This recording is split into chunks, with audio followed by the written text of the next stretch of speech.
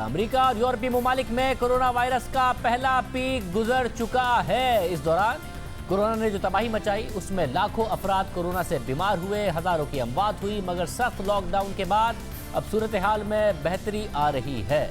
नए केसेस में कमी के बाद पाबंदियां भी नरम कर दी गई हैं, मईशत खुल रही है। मगर पाकिस्तान में कोरोना वायरस की सूरत हाल बिगड़ रही है।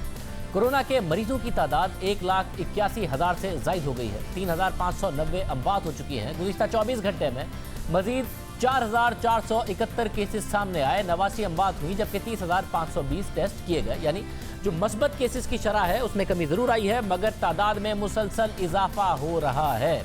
पाकिस्तान में कोरोना के फैलाव के बावजूद लॉकडाउन उठा लिया गया है। 20 जून से बैनुल-अक़वामी फ़िज़ाई ऑपरेशन भी खोल दिए गए हैं और अब पाकिस्तान दुनिया के उन 4 ममालिक में भी शामिल हो गया है जहां कोरोना के केसेस और अमवात में तेजी आ रही है। ब्राज़ील, मेक्सिको, भारत और पाकिस्तान में कोरोना वायरस की वजह से सूरत हाल बिगड़ रही है और ये चारों ममालिक दुनिया के उन 10 ममालिक में शामिल हो गए हैं जहां कोरोना वायरस के नए केसेस और अमवात की शरह तेजी से बढ़ रही है और वो कोरोना वायरस के नए हॉटस्पॉट बन रहे हैं। इस हवाले से BBC में शाया एक हफ्ते के डेटा के मुताबिक ब्राज़ील में रोजाना 20,000 से जायद नए केसेस आ रहे हैं, रोजाना 1,000 से जायद अमवात हो रही हैं। मेक्सिको में रोजाना 4,000 से जायद नए केसेस और 600 के करीब अमवात हो रही हैं, जबकि पाकिस्तान में रोजाना 6,000 के करीब केसेस आ रहे हैं, 100 से जायद अमवात हो रही हैं, जबकि भारत में रोजाना 10,000 से जायद केसेस और 500 से जायद अमवात हो रही हैं। अगर आबादी के तनासुब से पाकिस्तान का भारत से मुवाजना किया जाए तो पाकिस्तान में कोरोना वायरस के केसेस और अमवात ज़्यादा हैं। हालांकि अगर शराय अमवात देखा जाए मस्बत केसेस में तो वो भारत की ज़्यादा है। उस हिसाब से आबादी के तनासुब से भारत में अमवात और केसेस की तादाद ज़्यादा होती है, मगर ऐसा नहीं है। पाकिस्तान में फ़ी 10 लाख पर 820 केसेस हैं, जबकि भारत में फ़ी 10 लाख पर आधे से भी कम 309 केसेस हैं। पाकिस्तान और भारत में अमवात की शरह का जायज़ा लें तो पाकिस्तान में फ़ी 10 लाख में कोरोना से 16 अमवात हुई हैं और भारत में फ़ी 10 लाख में 10 अमवात हुई हैं। यानी पाकिस्तान में 16 और भारत में 10।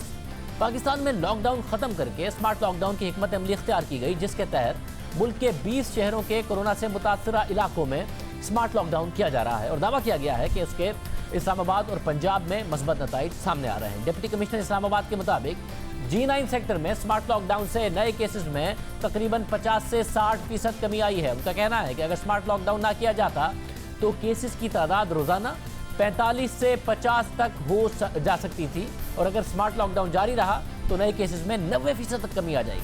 इस्लामाबाद के सेक्टर G9-2, G9-3 और कराची कंपनी को 13 जून को सील किया गया था और अब इस्लामाबाद के मजीद 6 इलाके सील करने की तैयारियां हो रही हैं। इसी तरह पंजाब में नए केसेस और अमवात की शरह में भी कमी नजर आ रही है। गुज़िश्ता रोज पंजाब में 1,523 नए केसेस और 60 अमवात रिपोर्ट हुई, जबकि इससे एक रोज कबल 2,538 नए केसेस और 82 अमवात रिकॉर्ड की गई थी। जबकि डॉन अखबार के मुताबिक पंजाब के सरकारी और निजी अस्पतालों में कोरोना वायरस के मरीजों की मजमूई तादाद 11 जून को 1,031 रिकॉर्ड की गई, जो 20 जून तक 861 हो गई। मगर हैरानकुन तौर पर इस दौरान पंजाब में टेस्ट की तादाद में कमी आई है, जबकि इसके मुकाबले में सिंध में सूरत हाल मुख्तलिफ है। पंजाब के मुकाबले में सिंध की आबादी कम होने के बावजूद वहाँ टेस्ट की तादाद पंजाब से बढ़ गई है। सिंध और पंजाब के गुज़िश्ता 10 दिनों के डेटा का जायजा लें तो उसके मुताबिक पंजाब में 12 जून से 21 जून तक 99,797 टेस्ट किए गए, जिसके नतीजे में 16,856 केसेस सामने आए। यानी नए सामने आने वाले केसेस की शरह 16.8% थी, जबकि सिंध में इस दौरान 1,13,151 टेस्ट किए गए। पंजाब में 99,000, सिंध में 1,13,000। हालांकि पंजाब की आबादी सिंध से कई ज्यादा और 20,000 इन 1,13,151 टेस्ट में से 20,372 केसेस मस्बत आए। इस डेटा के मुताबिक सिंध में कोरोना के नए केसेस की शरह 18% है, यानी मस्बत केसेस की शरह पंजाब से ज्यादा है। पंजाब में कम होकर 16.8% है, जबकि सिंध में सूरत हाल बिगड़ रही है। कोरोना की मामूली अलामात वाले मरीजों की घरों में मुसलसल अमवात हो रही है और 3 माह के दौरान 182 अफराद की सिंध में घरों में मौत हो चुकी है। द न्यूज़ की खबर के मुताबिक महकमा सेहत सिंध के हुक्काम का कहना है कि 19 मार्च से लेकर 19 जून तक सिंध में कोरोना से 1,013 अमवात हुई हैं, जिनमें से 182 अफराद का इंतकाल घरों में हुआ। उनमें से तकरीबन 170 अफराद का ताल्लुक कराची से था। खबर के मुताबिक जिन लोगों की घरों में मौत हुई उनमें या तो कोरोना की मामूली अलामात थी या फिर एक भी अलामत नहीं थी। महकमा सेहत सिंध के हुक्काम का कहना है कि ऐसे अफराद को 2 हफ्तों के लिए घरों में रहने की हिदायत की गई थी ताकि वो दूसरे लोगों को मुतासिर ना कर सके। वजीर सेहत सिंध अजरा पिचोहो ने भी घरों में होने वाली अमवात की तस्दीक की है। उनका कहना है कि लोग अस्पताल आने से घबरा रहे हैं और मालूमात भी फराम नहीं कर रहे हैं, और ये अमवात जो हुई इस द न्यूज़ की स्टोरी की उन्होंने तस्दीक की। हॉस्पिटल्स में डेथ्स होती हैं वो तो हमारे रिकॉर्ड में हैं, जो घरों पे डेथ्स होती हैं वो हमारे बिल्कुल रिकॉर्ड में आ जाती हैं।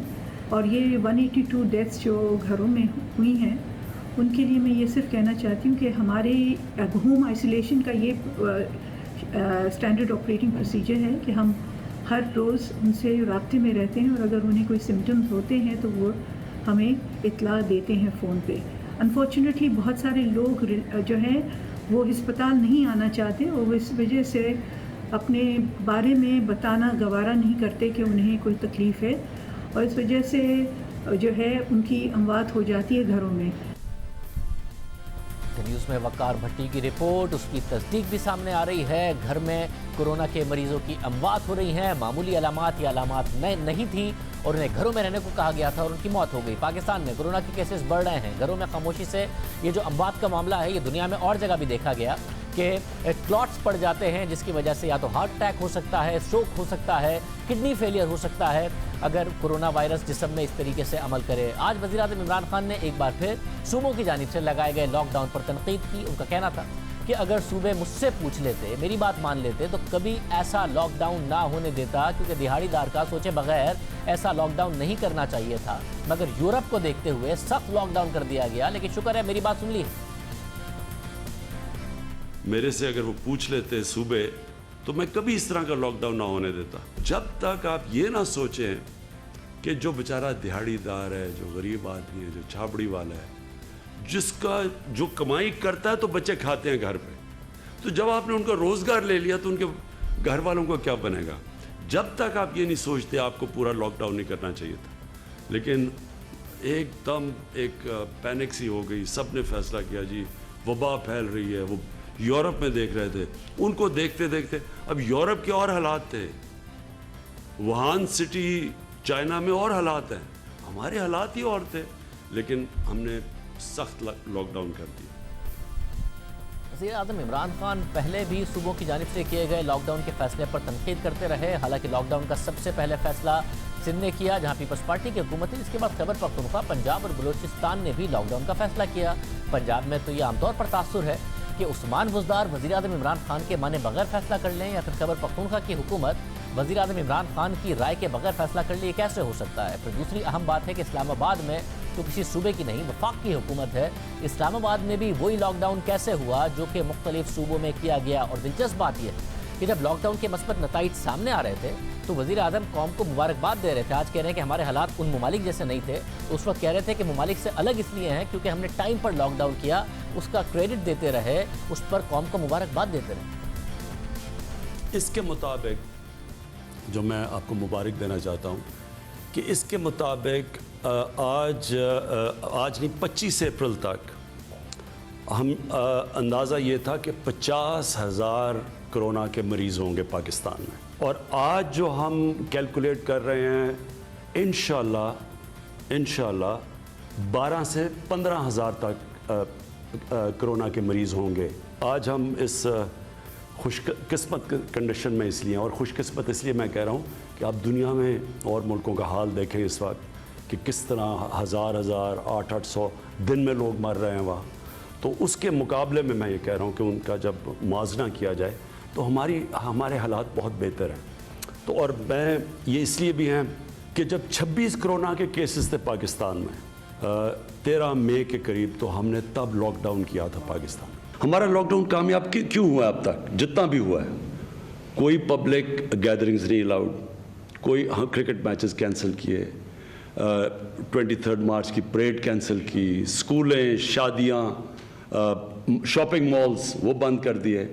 यानी जिधर जिधर लोग इकट्ठे हो सकते थे वो हमने बंद कर दिए, और वो बंद रहेंगे। जो लॉकडाउन हमने किया था जब सिर्फ 26 केसेस थे पाकिस्तान में, वो लॉकडाउन आगे भी लेके जा रहे हैं। जब हमारे 26 केसेस थे पाकिस्तान में तो तब हमने लॉकडाउन शुरू किया, और दूसरा अवाम का भी बड़ा मैं शुक्रिया अदा करूँगा कि अवाम ने भी हमारे साथ बहुत हद तक तावन किया। जब लॉकडाउन के नताइज सामने आ रहे थे, खुद हुकूमत ने इन्फोर्स किया, पाकिस्तान के केसेस दुनिया से कम थे, तो वज़ीर आज़म बाकायदा लॉकडाउन को क्रेडिट दे रहे थे, अवाम को भी क्रेडिट दे रहे थे। फिर लॉकडाउन ख़त्म कर दिया और अब जिम्मेदारी अवाम पर डाली जाती है कि अवाम ने SOPs की पासदारी नहीं की। ज़ाहिर है अवाम की भी जिम्मेदारी है, मगर हुकूमत की अपनी जिम्मेदारी थी। National command and operation centre के सरबराह असद उमर ने भी उस वक्त कोरोना का फैलाव रोकने में जो लॉकडाउन था, जो पाबंदियाँ थी, उनके मौसर होने को माना। एक तो ये कि जो बंदिशें की गई हैं उसकी वजह से इसके फैलाव को रोकने में वो असरअंदाज साबित हुआ है और उससे कमी वाक़ई हुई है। यानी अगर हम ये बंदिश न लगाते तो इस वक्त इससे कहीं ज़्यादा केस हो सकते थे। वज़ीर सेहत पंजाब यास्मीन राशिद ने भी हमारे प्रोग्राम में कहा कि लॉकडाउन के बाद से कोरोना के केसेस में कमी आ गई है।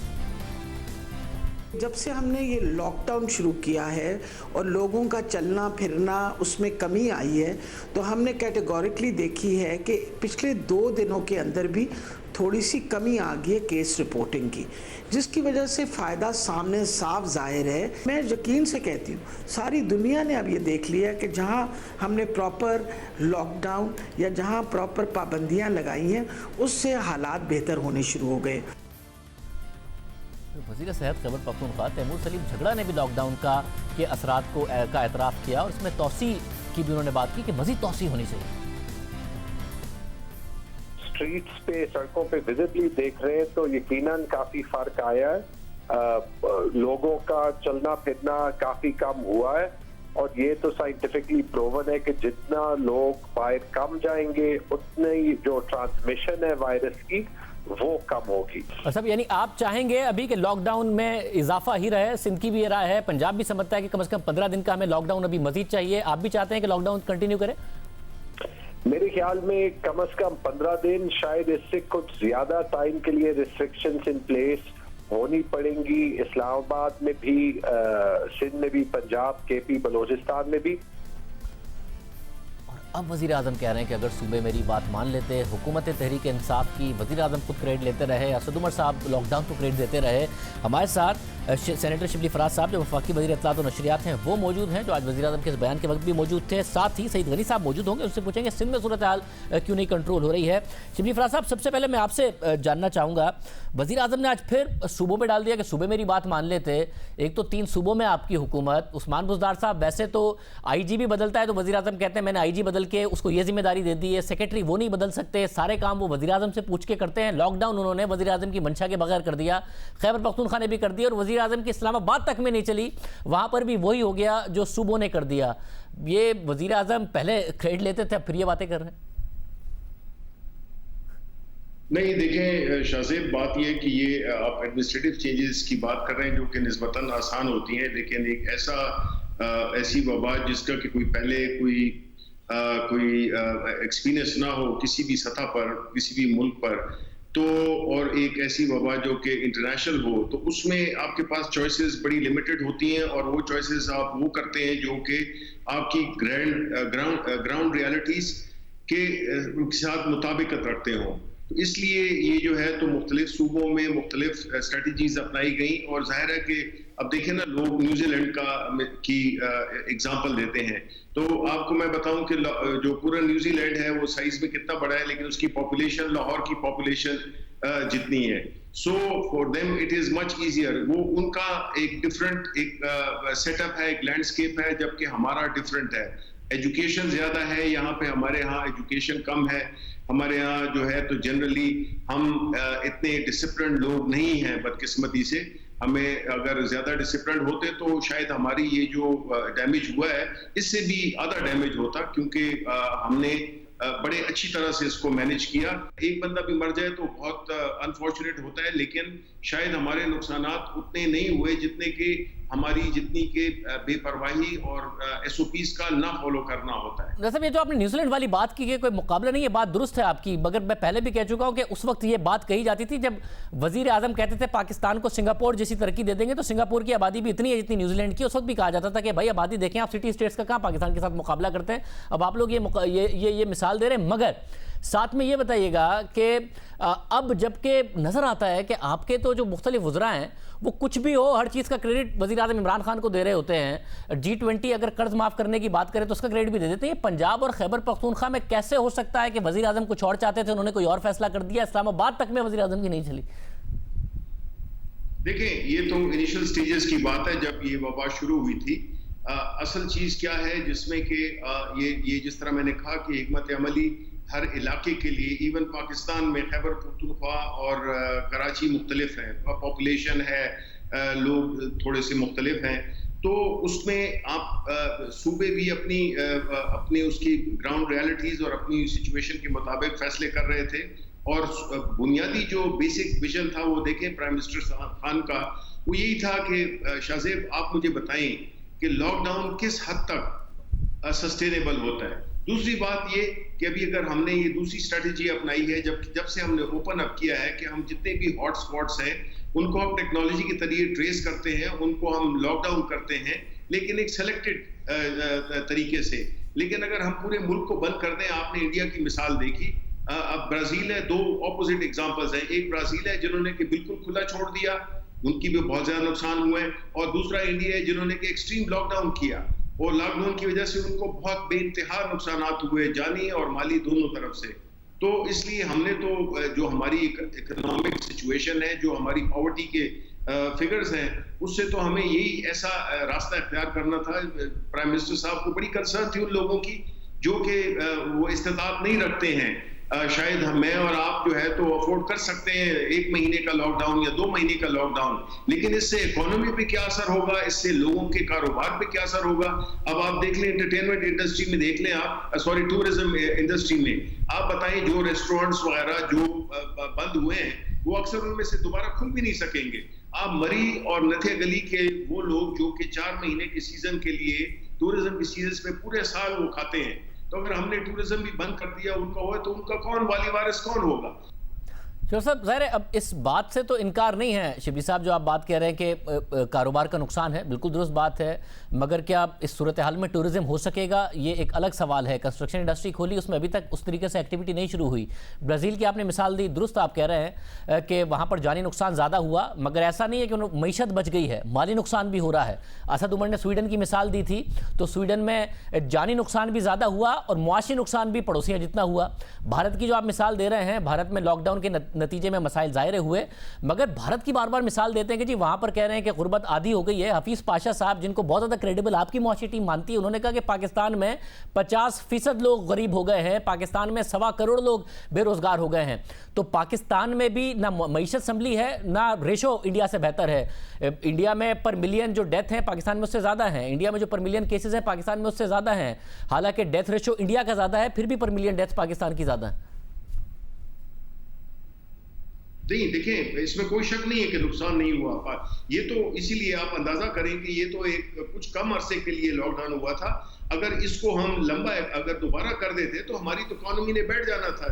हमारी तो इकोनॉमी हमेशा स्ट्रगल करती आई है, और फिर खास तौर पे इस वक्त जबकि पूरे इंटरनेशनल इकोनॉमी में रिसेशन थी, कसार बाजारी थी, इस सिचुएशन में हमने तो अपनी मईशत को भी चलाना था। तो हमारे लिए चॉइसेस, देखें, ऑपोजिशन हो या बाकी जो हमारे दोस्त हैं जो कि हमसे इख्तिलाफ रखते हैं, वो अगर उन्होंने हमें कोई एक ऐसी सोल्यूशन दिया हो, एक ऐसा हमें कोई वो हिकमत की एक हमें कोई वो दिया हो, सोल्यूशन दिया हो, तो अगर हमने ना माना हो तो अलग बात है। आप देखें पार्लियामेंट में भी वो क्रिटिसाइज ही करते हैं, it's easy to criticise, but कोई अल्टरनेटिव प्लान दिया कि नहीं।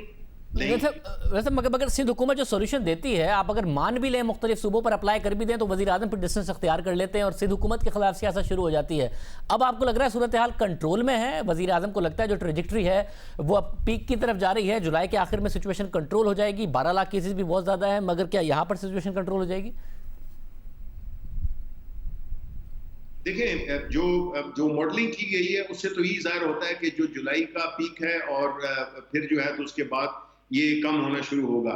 हम क्या कर सकते हैं इस दौरान में कि हमने मुकम्मल तैयारी की हुई है, चाहे वो इक्विपमेंट हो, चाहे वो हॉस्पिटल्स हो, चाहे वो ऑक्सीजन हो, हर चीज़ की हमने जो हमारी जो गरीबी है उसमें हमने पूरे इंतजामात किए हैं, लेकिन वो इंतजामात कभी भी इतने नहीं होंगे कि वो पूरी एक 10 करोड़ या खुदा न खास्ता 15 करोड़ की आबादी को केटर कर सके।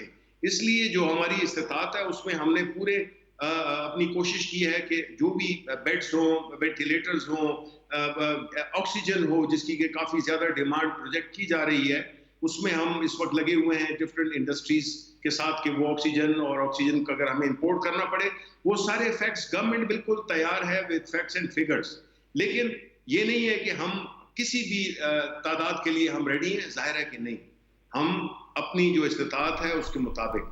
तो हम यही उम्मीद करते हैं कि हमारी जो ये सिचुएशन नहीं आएगी, लेकिन हमें तैयार भी होना चाहिए कि सिचुएशन खराब भी हो सकती है और लोगों की अस्पतालों में जगह नहीं भी हो सकती है। तो अब हमारे हाथ में क्या है, लोगों के हाथ में क्या है, वो यही है कि वो कम से कम SOPs फॉलो करें।